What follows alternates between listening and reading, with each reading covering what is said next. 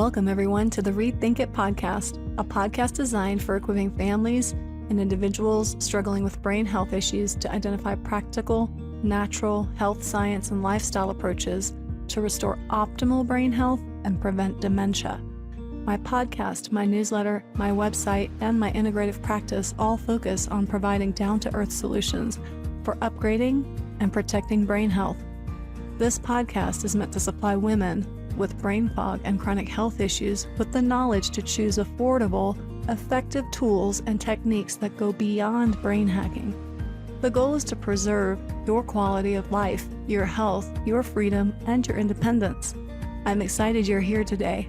I'm Sandy, your host for the next 30 minutes to an hour.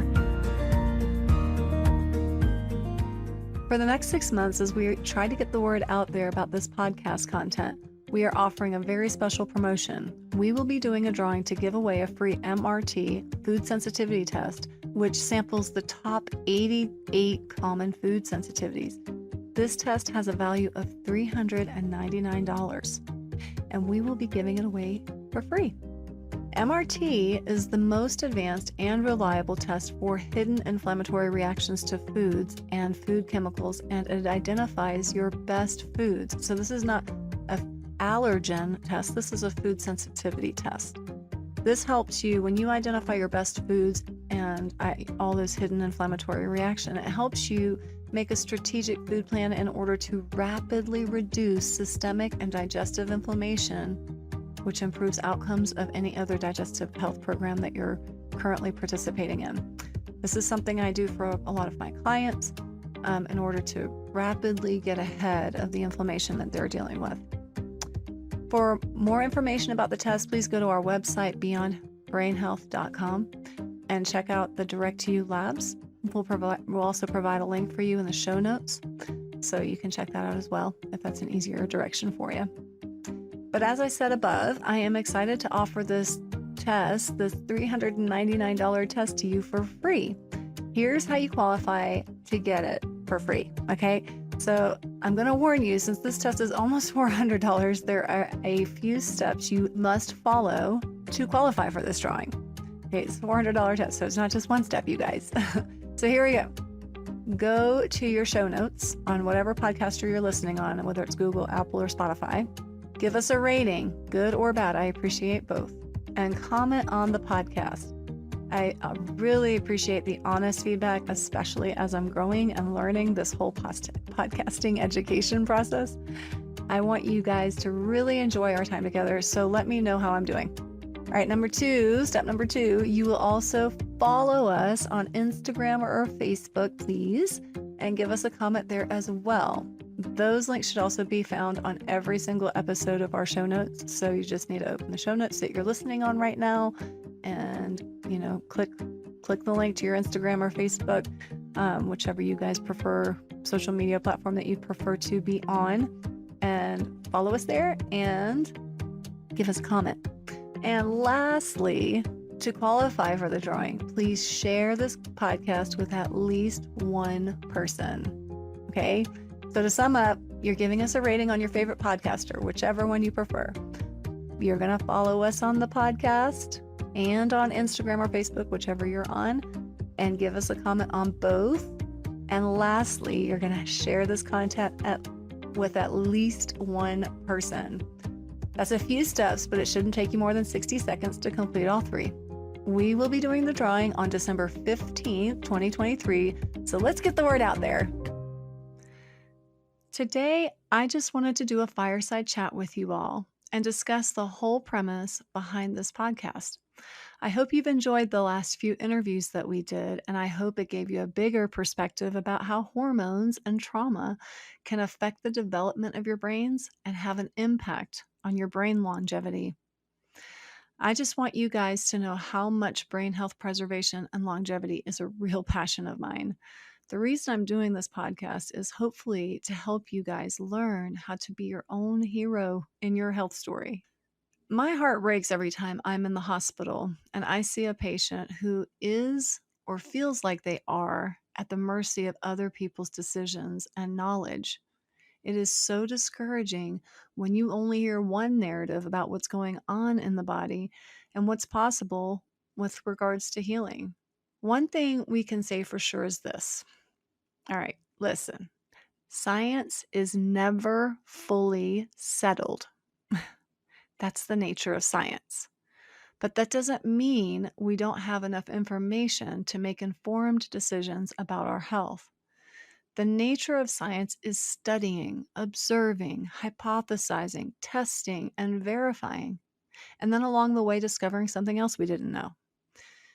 Our bodies were created by an infinite God. As such, it would be a tremendously prideful thing to say that we have these infinitely complex bodies all figured out.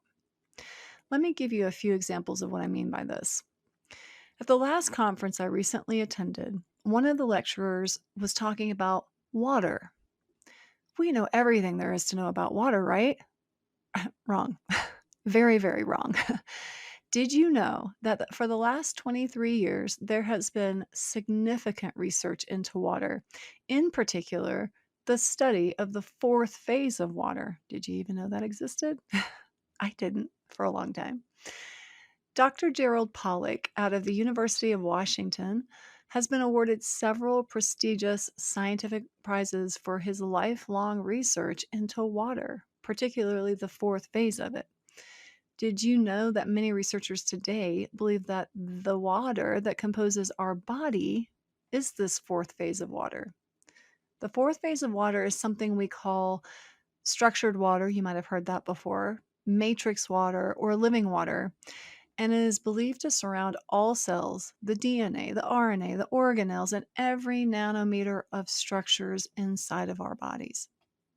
What you and I grew up knowing about the science of water is this, most likely, unless you guys are extra specially smart, which I wouldn't doubt, but I didn't know this. So here's what I learned. I learned that we had three phases of water: liquid, solid, and vapor, right? Liquid, solid, and vapor. But this fourth phase of water is hydrogen and oxygen, two hydrogen and oxygen, H2O, that has arranged themselves in hexagonal arrangements, which structures into sheets. So you've got this H2O spreading out in very fixed forms, forming a hexagonal shape, and then multiplying that into a sheet. And then those sheets begin to layer on top of each other, creating this matrix-like structure. So layers and layers upon hexagonal sheets of H2O. That's crazy, right? What keeps this structure in its shape and layering is electron and photonic energy. It's super complex, and yet it's crazy simple. It's water. It's H2O. But back to the lecture. As the speaker was talking about the complex nature of structured water inside of our bodies, she said something to the effect of, "We have a universe of unknown complexity inside the cells of our bodies." I thought that was amazing. What a great statement. The living human cell is like our universe of planets and galaxies. And here's the thing. The most current research indicates that we have only discovered about 5% of the universe. And if our cells hold the fingerprint of an infinite creator, it is safe to say that we know less than we think we do about how our bodies and how they really work. So when it comes to this podcast, my goal is to help you understand what the current scientific research suggests about how our bodies work in a way that allows you to take the information in to make a powerful and informed decision about how you care for your body and your health. Some of the things you will hear as, like, for example, that fourth phase of water. If you've never heard it, welcome to my world of, wow, there's more. So some of the things you're going to hear in my podcast may turn your whole thinking upside down, and that's okay. So I ask you to keep an open mind and take your time digesting the facts. Remember that the pioneers of history, they were all often considered pretty crazy, and they often suffered ridicule for the sake of sharing a very unpopular or unrecognized truth, or a truth that nobody was ready yet to hear. I remember learning about one such medical pioneer who changed the face of modern medicine with his observations. Dr. Ignaz Semmelweis. Have you ever heard his name? Well, if you have, ever delivered a baby or had surgery, you should be very grateful for this man's dedication to a very unpopular truth at his time. Let me transport you back to 1830s Vienna, Austria, for just a moment. And I want to introduce you to a young Jewish doctor who, because of his ethnicity as a Jew in Austria, was refused his preferred specialties, and he ended up working in an obstetric ward in Vienna, in a Vienna hospital.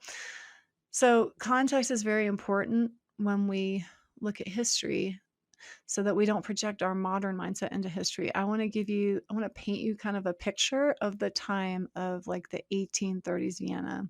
If you were living in the 1800s, you would have been taught that disease was caused by something called miasma, a fancy term that meant foul odors. So if you smelled a bad odor, you were probably going to get sick.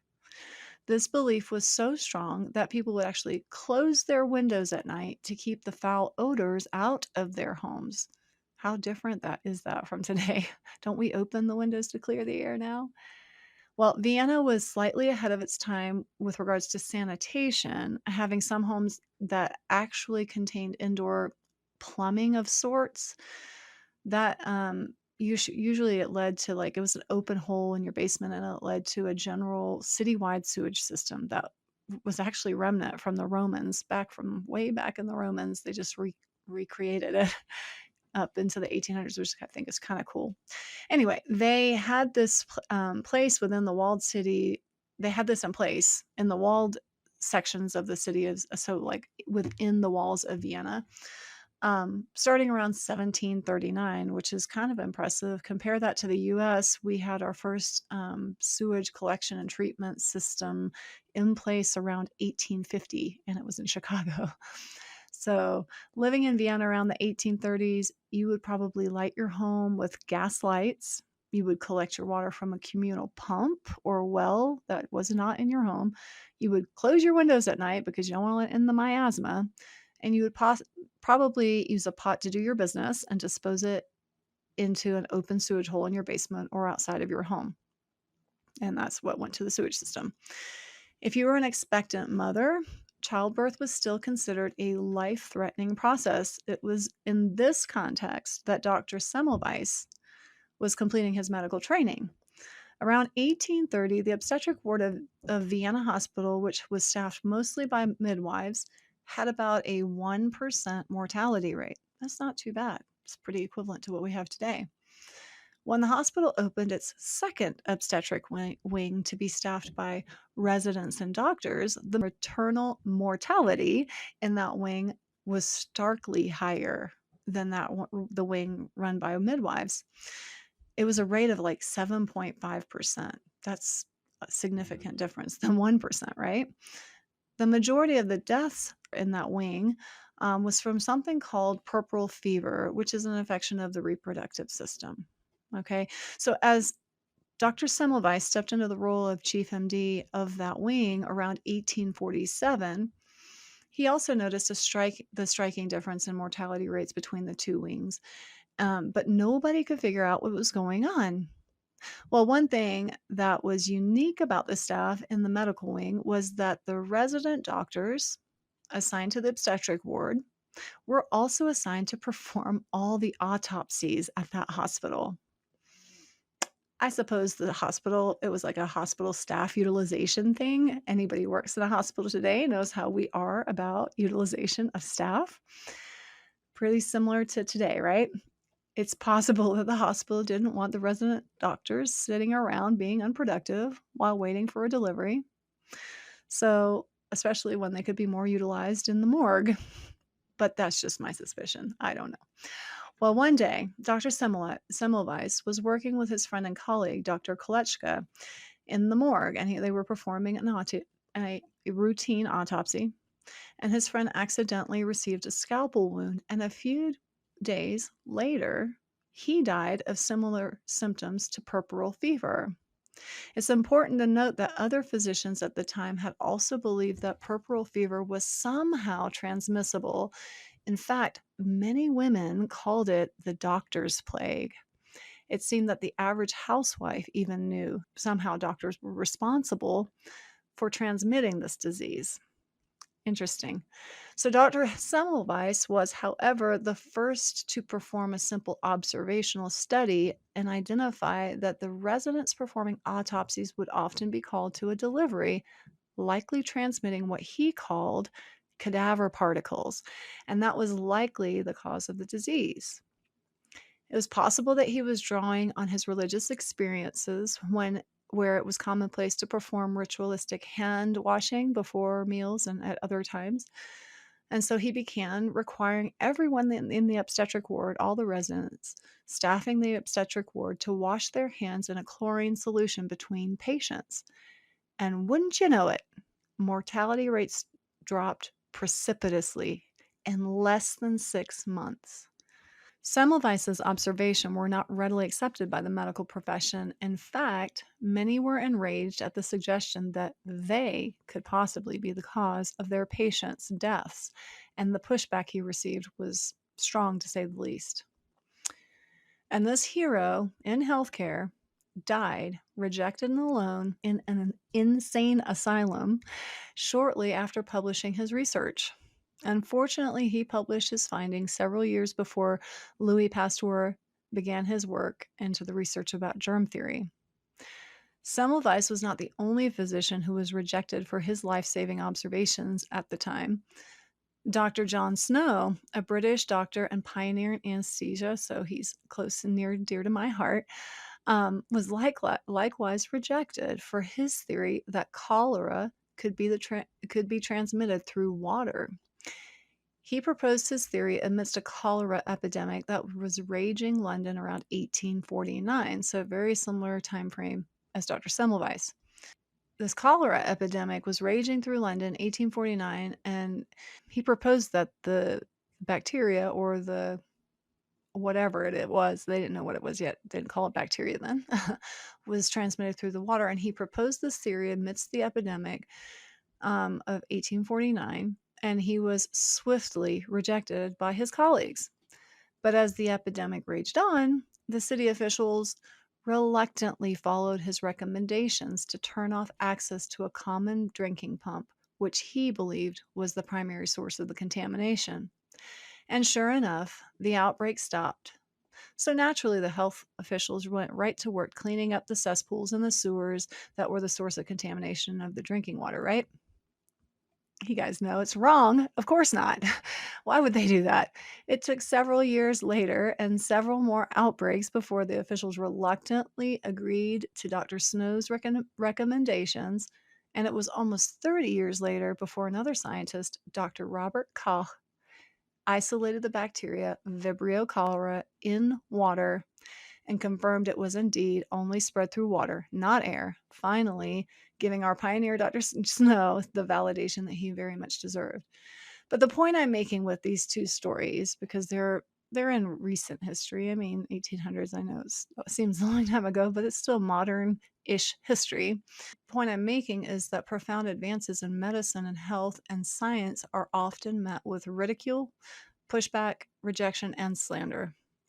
But not thinking through things is not a good option. What that is submission without true informed consent. You can only make a good decision when you fully understand the consequences of all possible choices available to you, right? And guys, you are absolutely able to understand the basics of how the body works and make good informed decisions about your health. In today's medical paradigm, very similar to the time of Dr. Semmelweis, there's not much room for asking questions like why and how, or is there another option? That's kind of frowned upon. But I want you to be able to think critically when it comes to your health. Your health is, quite frankly, the most significant investment you can make in your life. How many times have you seen somebody labor their entire lives to spend their retirement investment on assisted care, memory care, and more? And the ages of people requiring this kind of care is getting younger and younger, which quite frankly breaks my heart. So with all that prologue, I want to get you guys excited for a few upcoming podcasts where we will dive into some fun and challenging podcasts like Rethinking Fluoride, of course, pesticides and herbicides, and the link with those and dementia and diminished brain health, of course, because that's the topic of our podcast. We will also hear from an expert from the International Academy of Biological Dentistry to help discuss the powerful connection between oral health, root canals, and brain health, as well as other chronic diseases. In today's episode, I want to expose the reality that there are basically three main things that lead to all forms of chronic disease, like three main root causes. When I say root cause, I'm not talking about pathophysiology, which is the study of diseased physiology. I'm not talking about the altered physiology that occurs as disease sets in and that we see and measure in your doctor's offices with labs and x-ray. I'm not talking about the altered physiology that defines the medical diagnoses that you may have. I'm talking about what causes that altered physiology. That is what root cause means. Okay, so as a broad generality, we can categorize the cause of all diseases with three main categories that overlap to some degree. So I want you guys to put on your nerd hats, your front of the row classroom hats for a second, and visualize a Venn diagram. Okay, those three circles that overlap each other. Okay, so we have three overlapping circles, and in one category we have toxicity. In another one of those circles we have deficiencies, and in the third one we have stress. All diseases can ultimately find its cause in some combination of those three categories. Let's look at toxicity for a moment. We know that the toxins we are exposed to have the ability to alter genes and gene expression, but how? You've heard me mention toxins in other podcasts, and you will continue to, believe me. But what exactly is a toxin? How do we define them, broadly speaking? I mean, we can list them, but how do we define them? Remember how I was talking about structured water at the beginning of this podcast? And I mentioned that electron energy is what helps our body to structure the water inside of our cells. Well, this electron energy is the foundational concept of how we define toxins. Toxins are anything that leads to a depletion in your body's electron energy. You've likely heard about how bad free radicals are to the body, right? You've also likely heard that the best way to remain young and healthy and even beautiful is to consume a large amount of antioxidants like those found in vitamin C and blueberries, right? They even put antioxidants in certain beauty products. Well, this is because free radicals are electron stealers. They themselves have an electron imbalance and they rob electrons from healthy cells in your body, leading to an imbalance in the mitochondria and fundamentally at the atomic level of your cells. Antioxidants, on the other hand, are excellent electron donors. They are very generous. They're the southern hospitality of our cells, okay? Very generous, open. They want to give. Okay, the antioxidants give electrons to the cells, and so they give those nasty free radicals the electrons that they are longing for, so they don't have to go robbing them from your cells. It protects your cells from electrical thievery. I laugh at my own nerdy jokes. You guys don't make fun of me. So now that we have established that toxins are anything that leads to a loss of electrons from our cells, we can look at toxins in a slightly broader category. When you think of toxins, what do you think of? I mean, I personally used to primarily think of pesticides like dioxin because I grew up during the 1980s when there was this massive contamination of dioxins in Missouri, and that led to all sorts of illnesses and cancer. In fact, so bad that the government had to buy up a whole town in Missouri because of the magnitude of contamination. And then there was a large class action lawsuit and, of course, a lot of publicity. And that's the whole premise behind several movies that I'm sure you've heard of or seen, like Aaron Brockovich starring Julia Roberts, And there's a more recent movie that came out. Maybe it didn't get as much press, but I highly recommend it nonetheless. And it was called Dark Waters, and it starred Mark Ruffalo from, what did he play in? He was the Hulk in the Marvel series. So Dark Waters, and it was exposing the cover up and lawsuit surrounding DuPont and their contamination of a large area in southern Ohio and West Virginia. So anyhow, I highly recommend both movies. So, but moving on, toxins. Back to toxins. They can be categorized by more than just environmental toxins like the dioxins that I was talking about. They can be, you know, environmental toxins also, by the way, contain not just pesticides, it contains herbicides and glyphosate, those forever chemicals that are getting so much press right now. And that's also what Dark Waters is about. And the PCBs. Um, but and those do cause an enormous amount of human health impact. But there's also toxins that include things like heavy metals, mold and mycotoxins, biological toxins that your body is unable to clear, biological toxins from chronic infection, aldehyde from yeast colonization. So these would, when I say biological toxins, I'm talking about the breakdown of normal tissue or abnormal tissue in your body. So if you've got a lot of bacteria in your gut that shouldn't be there and it's starting to break down or your body's trying to get rid of it, it's going to release biological toxins. If you have Lyme disease and we try to kill it, we're going to kill the Lyme bacteria and it's going to release its biological toxins. That's one form of biological toxins, but you also have the biological waste of normal metabolism. So anybody ever get really sore after workout, that's because your body's released a bunch of lactic acid from the breakdown of certain cells. So that would be considered a biological toxin. All right, so enough about that.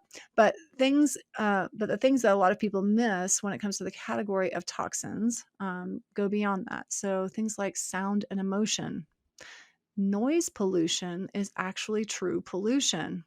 We could spend a whole podcast talking about this, but let me point you to the work of a guy named Masaru Emoto to illustrate the point.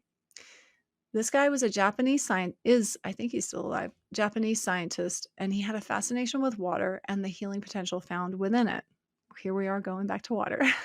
He began to look at the structure that water formed when it was exposed to different frequencies.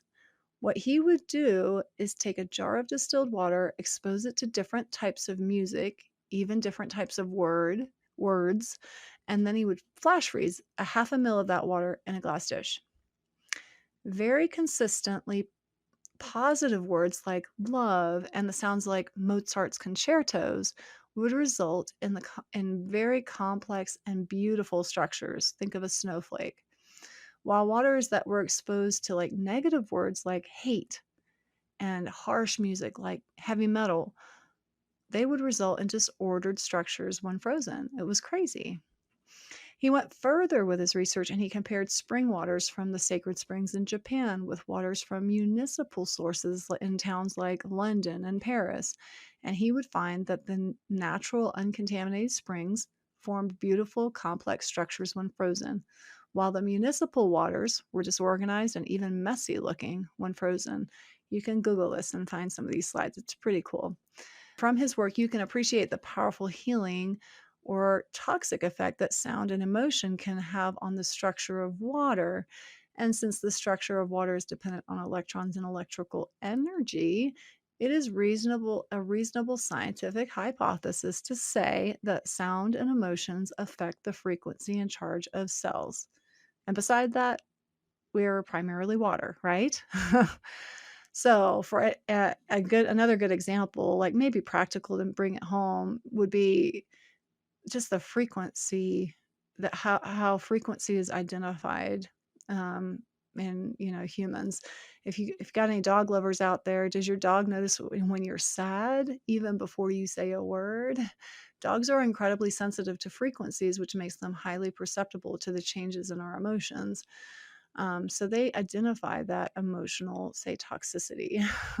So toxins include the physical world and physical toxicity in our world, but also less physical and more sound and emotion. These are all in the category of toxins. So back to our little Venn diagram, first circle was toxins, and we just covered all of those. Okay, so we have everything from pesticides, herbicides, biological toxins to emotions and sound. So if we go to our next little circle and we begin to look at deficiencies as one of our general causes, we can see a little bit of overlap with toxicities, mainly because heavy metals and toxic chemicals sometimes have a similar shape and structure to nutrients that our bodies need. For example, fluoride. Fluoride is more reactive than iodine, which means that in the body, it is going to preferentially sit on a receptor. So if we've got both fluoride and iodine, the one that's more reactive is the one that's going to take charge of whatever receptor we're looking for. So it's more reactive than iodine, meaning it's going to displace iodine from the cells that need it, like, say, your thyroid. Needed minerals like zinc can be blocked by things like mercury, which you find in your silver fillings. Calcium can be easily displaced in your body by things, toxins and heavy metals like lead. But we don't just struggle with toxins causing deficiencies. The modern population is actually seeing more and more innate nutritional deficiencies for several reasons. One reason is because of poor digestive health. We talked about that a little bit previously, but inflammation in the gut can prevent adequate absorption of nutrients from our food. But also, our food is becoming increasingly deplete as well in nutrients.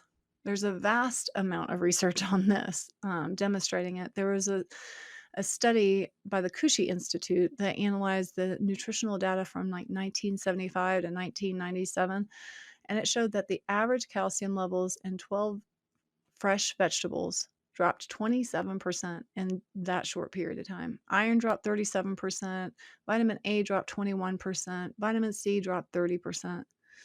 There's a lot of other studies that have been performed since then and around then, only confirming that fact. In fact, one study concluded that someone had to eat the equivalent of 8 oranges today to take in the same amount of vitamin A as our grandparents did when they would have only eaten one. That's crazy. So, deficiencies are complex. We've got poor soil nutrients, we've got pesticides that block the soil nutrition, we've got nutritionally deplete vegetables, and we've got gut inflammation.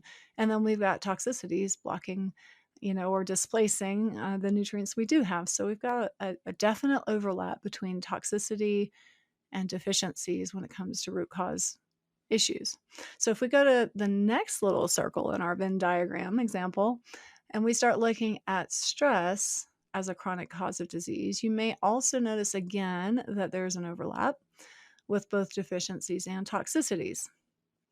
When you think about the meaning of stress, the first thing that comes to mind is probably work relationships and demands, family demands and money, things like that, right?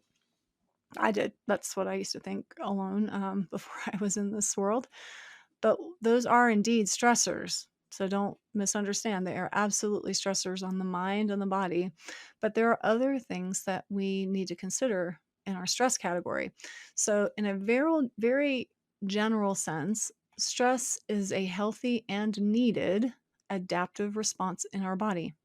Short exposures to things that are stressful lead to strong adapted cells. For example, we know that fasting, while leading to a stress response in the body, also results in the destruction of weak and dysfunctional cells while creating healthier cells in our bodies that are more able to withstand a toxic exposure. So, stress is good in that way. Exercise is another stressor, right? We break down muscle to build muscle.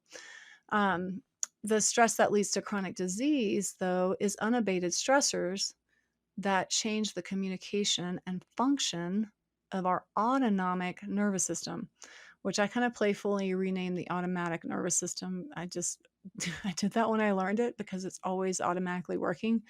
It helped me differentiate between our like central nervous system. So the autonomic nervous system is automatically active in the body, constantly working in the background to maintain this dynamic balance between like action and rest.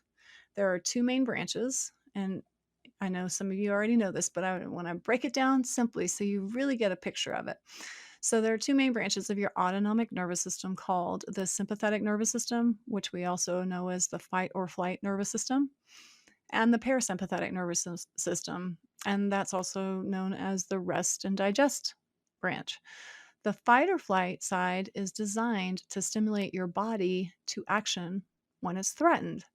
When it's activated, like when you're physically injured, it slows down the function of any system that is not 100% needed for immediate survival, like, say, your digestive system and your bladder, while it heavily activates organs like your heart and your blood vessels and your adrenals.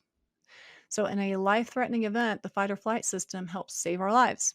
But if it's constantly stimulated by a threat that is not necessarily you are not necessarily consciously aware of, it can alter the healthy function of our body. Remember, when we activate the sympathetic fight or flight nervous system, we activate the sympathetic nervous system when our body perceives a threat. And there are many other things that the body can feel like are a danger, like, say, verbal and emotional abuse, of course, high demands in work, of course, an unstable relationship. But then there's other, maybe less obvious things that can also stimulate this response, like low grade toxicity in our body. Here's our overlap, or subacute, ongoing, low grade infections. I see this a lot in my Lyme clients. Their bodies are aware of kind of this constant infection and it's constantly ready to take action, and it's working really hard to preserve the body from damaging it. But as a result, the parasympathetic nervous system starts to get real sluggish. So, over time, when you have this constant stimulation of your sympathetic nervous system, your fight or flight system, your rest and digest side gets real sluggish. And that means that we have a harder and harder time doing normal things that we need to do, like digestion. Remember, it's the rest and digest side. So digestion gets sluggish. We get constipation. Detoxification really reduces because that's not necessarily immediately necessary for an immediate threat, right? We want to detox, and that's a part of the digest side, rest and digest. But it's not critical to life saving like the sympathetic nervous system thinks, right? So overall, the resting of our bodies and minds, the digestion and the detoxification really kind of take a down. They get turned down, get real sluggish, and here's where we overlap with toxicity, because if we are less able to clear the toxins from our bodies because digestion, detoxification has all been turned down, then we become increasingly more and more toxic. If your body remains in a dominant state of fight or flight, your cells they use up far more minerals, which means that we get nutritional deficiencies. So there's our overlap with our deficiencies. So you may be starting to see how chronic disease, including brain health issues, most likely have a root cause in some combination of toxicity, deficiency, or stress. By now, I hope you have maybe got a little bit of better picture of that. So, like I said at the beginning of this podcast, our bodies are infinitely complex and dynamic. The key is to figure out what your unique combination of root causes looks like and how to specifically and aggressively target and address your specific combination, right? The healing strategies that come from identifying and addressing root causes is not linear or as simple as one pill or one supplement. Like I often say, natural healing will always recognize and honor the beautiful complexity of your body. But absolutely know how intricate and overwhelming all this can look from a 30,000 foot view. which is why I try to give you guys small steps or strategies on each podcast that you can kind of begin implementing today and perfecting over time. Every effort you make to honor your body by intelligently caring for it is well worth it. And I consider it equivalent to the discipline of doing a monthly donation to your retirement fund. Do not underestimate the value of your efforts in caring for your body. So today, I want to leave you with a technique that is a powerful tool to support the flow of electrons in your body. Since today we talked a lot about electrons, I hope you guys didn't check out during all that. But the flow of electrons is everything in our body, so we want to support that. I'm going to challenge you guys to practice something called grounding. Maybe you've heard of it, maybe not, but grounding is a technique where you connect your body directly with the earth. Have you ever noticed that you feel great after walking on the beach? Yeah, maybe it's because it's related to being on vacation. I get that. But there's also actually a good deal of science showing that when we put our bare feet or bare legs or back on the surface of the earth, the flow of electrons in our body is stabilized, or we can say harmonized, and our body functions better. This is because when we connect directly to the earth, we are exposing our bodies most intensely to an extremely low electromagnetic field that surrounds the earth. It's called the Schuman Resonance. For simplicity's sake today, this frequency is soothing to multiple harmonic frequencies in our body, including the brain. So you can actually, I think on you can find similar frequencies. If you go to your YouTube channels, you can type in Schumann resonance and you'll hear a low sound at the frequency that the Schumann resonance resonates. But if you're just curious, go for it, do it. But this resonance frequency, it's like 7.85 or something hertz, harmonizes a lot of the way the cells move in our body. During sleep, we hope our brain cells harmonize into these waves. Okay, during wake you have certain brain waves. During sleep you have certain brain waves. During deep sleep you have other brain waves. These are actually things we measure in anesthesia, when you're under anesthesia for certain types of procedures. Your awake brain waves are called alpha waves. Awake and calm are beta waves, and then you've got delta and theta. Okay, and those are the waves we want. And during deep sleep, we want you to be in those delta theta waves because that's going to help move the lymphatics in your brain to drain out toxins that might be in your central nervous system. So those are really important frequencies. And the Schumann resonance helps harmonize those. Isn't that crazy? It's pretty cool. But experts say it's one of the best ways also to reduce harmful EMF exposure, like what you get from your cell phone. And this practice helps protect your body from a number of EMF induced health problems. So here's a list of some benefits that you might receive if you start practicing grounding, just for your own sake of knowledge. Number one, you reduce cortisol levels. That can lead to less pain, improved sleep, better, improved stress response. Number two, it combats positively charged free radicals generated by inflammatory factors as they respond to injury, infection, and trauma and stress. So it's an antioxidant. Okay, the frequency literally acts like an antioxidant. Number three, it improves circulation and cardiovascular health by reducing red blood cell clumping. Isn't that cool? Number four, it can reduce muscle damage from exercise. I think that's really neat. And number five, it can improve your mood because of the harmonic frequency in the brain. Again, it's amazing. And it's just connecting your body to the earth.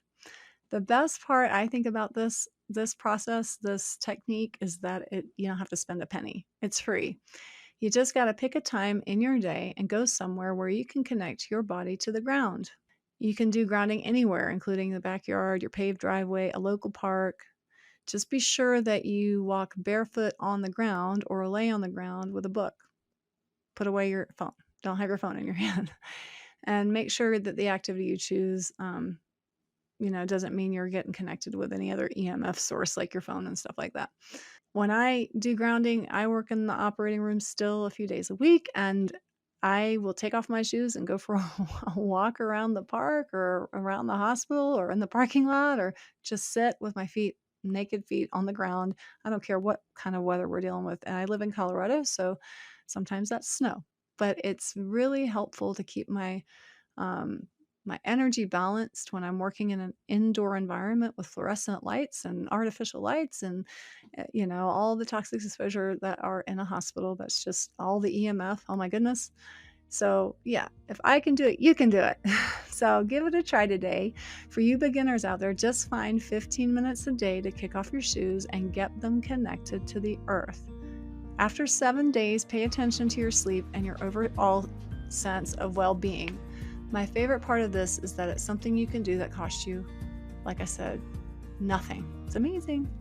So let's free our feet and begin that healing our bodies and our brains. And as always, let me know how you feel. Let me know how it's going with the challenge, and send me any questions to info@sandybargeron.com. And I'll be happy to respond there or, on our Instagram or Facebook pages. I enjoyed our time together. I hope you did as well. Till next time, you guys. My hope is that this podcast has left you with a few new insights, hopefully some encouragement, and most importantly, some actionable steps forward toward healing your body and your brain.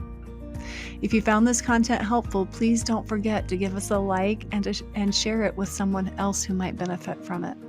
Also, don't forget to follow us on our Instagram and Facebook pages. I love hearing from you guys. I look forward to spending some time with you again soon. So until then, celebrate the small victories. There really is hope for lasting healing.